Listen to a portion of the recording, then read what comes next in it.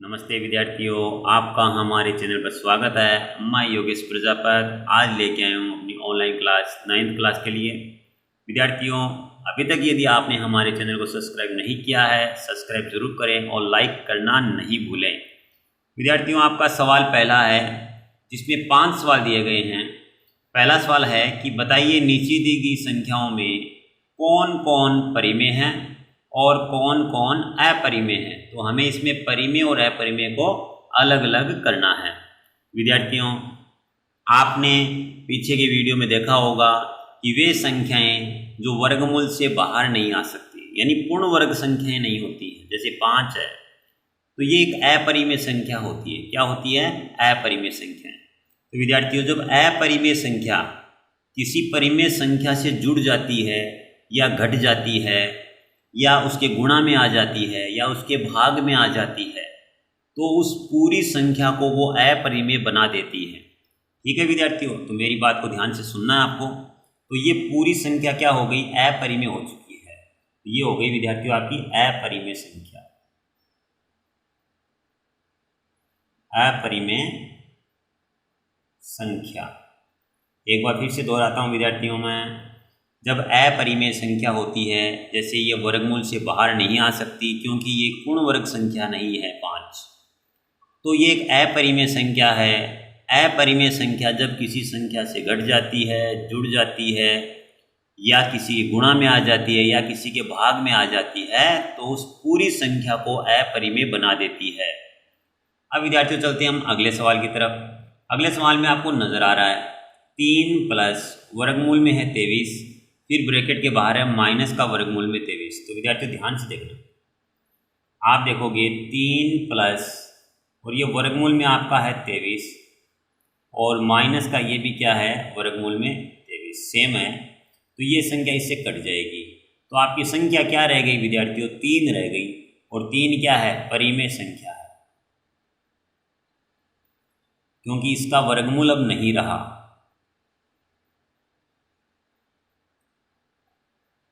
विद्यार्थियों, तीसरा सवाल आपको नजर आ रहा है जिसमें वर्गमूल में 7 है और बट्टा में भी वर्गमूल में क्या है? 7 है। तो यहाँ से क्या होगा? ये वर्गमूल 7 से वर्गमूल 7 कट जाएगा, तो आपका क्या रह गया यहाँ पर? 2/7।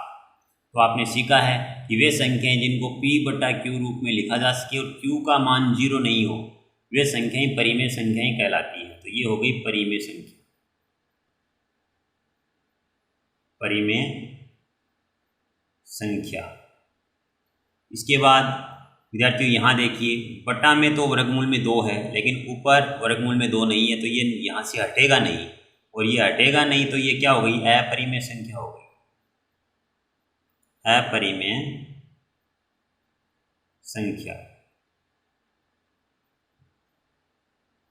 इसके बाद विद्यार्थियों आप जानते हैं, हमने हमारे पीछे की वीडियो में आपको बताया है कि पाई है वो अपरिमेय संख्या होती है। पाई क्या होती है? अपरिमेय संख्या होती है।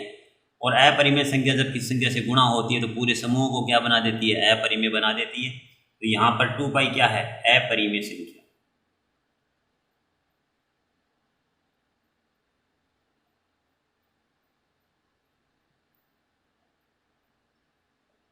विद्यार्थियों, इस सवाल को ध्यान से देखना और समझना है।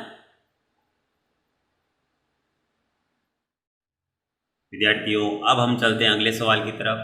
सवाल नंबर 2 आपको दिखाई दे रहा है, निम्नलिखित व्यंजकों में से प्रत्येक व्यंजक को सरल कीजिए। तो विद्यार्थियों, यहाँ पर हमें दूसरे सवाल में 4 सवाल दिए हुए हैं जिनको हमें सरल करना है।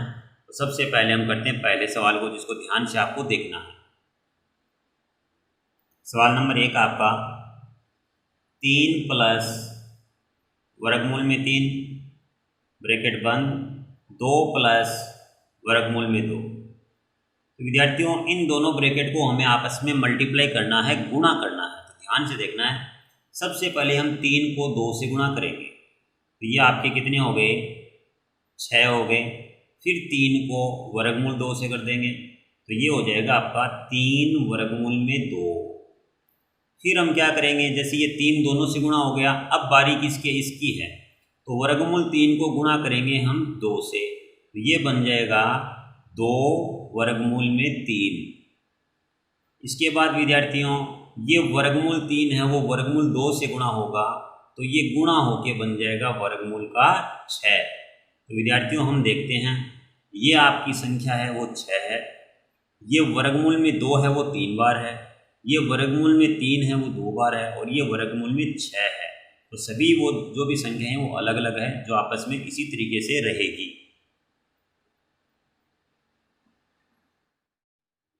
विद्यार्थियों अब हम दूसरे सवाल को हल करते हैं। दूसरे सवाल में आपको दिया है 3 प्लस वर्गमूल में 3 और दूसरे ब्रैकेट में 3 माइनस वर्गमूल में 3। तो आप देखोगे कि संख्याएं सेम हैं, जैसे ये 3 है ये 3 है, ये वर्गमूल 3 है तो ये भी वर्गमूल 3 है, बीच में साइन है वो अलग है, जैसे यहाँ प्लस है और यहाँ क्या है माइनस।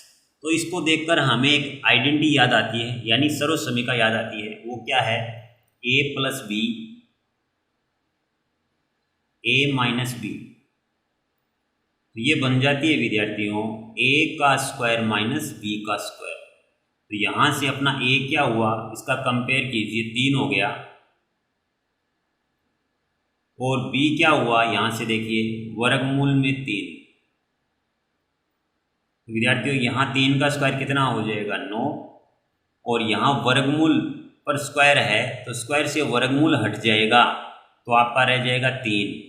तो हमारा आंसर आ जाएगा यहाँ पर 3 घटाएंगे 9 में से तो 6। विद्यार्थियों बहुत ही सरल है, उसको ध्यान से आपको देखना है और समझना है।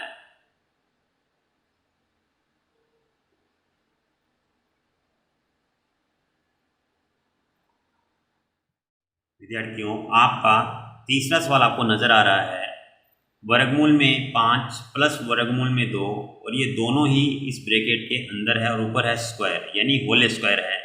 तो हम यहाँ पर अपनी आइडेंटिटी लगा देंगे यानी सर्वसमीका लगाएंगे a प्लस बी का होल स्क्वायर क्या होता है a का square plus 2ab plus b का स्क्वायर। तो यहाँ से हम देखते हैं तो a की वैल्यू बन जाती है आपकी वर्गमूल में 5, तो ये बन जाएगा वर्गमूल 5 का स्क्वायर प्लस 2, यहाँ पर a है तो फिर से हम वैल्यू रखेंगे वर्गमूल में 5। फिर विद्यार्थियों b की वैल्यू देख लीजिए, b की वैल्यू है वर्गमूल में 2 तो यहाँ पर आ गया वर्गमूल में 2 प्लस फिर b का स्क्वायर है तो यहाँ वर्गमूल में 2 है उसका क्या हो जाएगा स्क्वायर हो जाएगा। विद्यार्थियों आप जानते हो कि जब वर्गमूल के ऊपर स्क्वायर होता है ना तो वर्गमूल ही हटता है, तो ये हो गया 5 और यहाँ पर ये है 2, ये वर्गमूल 5 वर्गमूल 2 से गुणा हो जाएगा, ये बन जाएगा वर्गमूल में 10 और यहाँ पर वर्गमूल पर स्क्वायर है तो वर्गमूल हट जाएगा, ये बन जाएगा 2।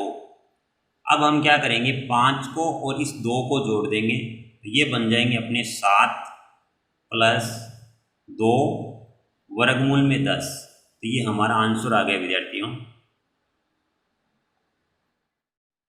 सवाल नंबर 4 है आपका वर्गमूल में 5 माइनस वर्गमूल में 2 और दूसरे ब्रैकेट में वर्गमूल में 5 प्लस वर्गमूल 2।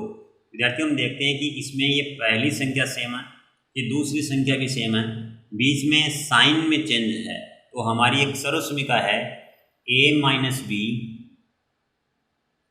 और a प्लस बी। तो इसका हो जाता है आंसर a का स्क्वायर माइनस b का स्क्वायर। तो यहाँ विद्यार्थी हम देखते हैं पहले ब्रैकेट में संख्या है आपकी वर्गमूल में 5 माइनस वर्गमूल में 2 और दूसरे ब्रैकेट में संख्या है वर्गमूल में 5 प्लस वर्गमूल में 2। विद्यार्थियों यहाँ a की वैल्यू बन जाती है वर्गमूल में 5 और b की वैल्यू बन जाती है वर्गमूल में 2। तो हम यहाँ पर a और b का मान रख देंगे।